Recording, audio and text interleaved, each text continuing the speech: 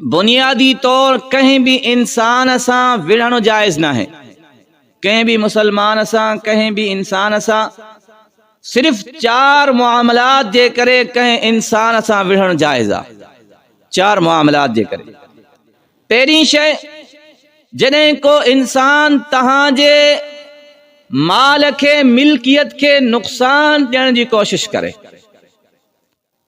तहांजे घर में चोर गिरियो आहे, चोरी थो करे, या को ॿियो माण्हू तहांजे पैसनि ते, ज़मीन ते, कंहिं शइ ते कब्ज़े करण जी कोशिश थो करे, त पंहिंजे माल जे तहफ़ुज़ जे लाइ, मिल्कियत जी हिफ़ाज़त जे लाइ उन सां मुक़ाबिलो करणु, उन सां विढ़ण जाइज़ आहे।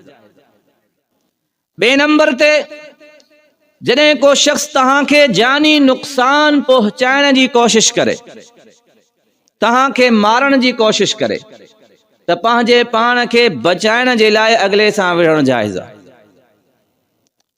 3 नंबर ते, जॾहिं को शख़्स तहांजी इज़्ज़त ऐं नामूस ते हमलावर थिए, तहांजी गैरत ते हमलो करे, त पंहिंजी इज़्ज़त खे बचाइण जे लाइ बि उन सां मुक़ाबिलो करणु जाइज़ आहे। ऐं चौथी शइ, जॾहिं को शख़्स तहांजे ईमान खे ज़ाया करण जी कोशिश करे, ईमान खे विञाइण जी, नुक़सान पहुचाइण जी कोशिश करे, त पोइ ईमान खे बचाइण जे लाइ उन सां विढ़ण जाइज़। ये 4 शयूं आहिनि।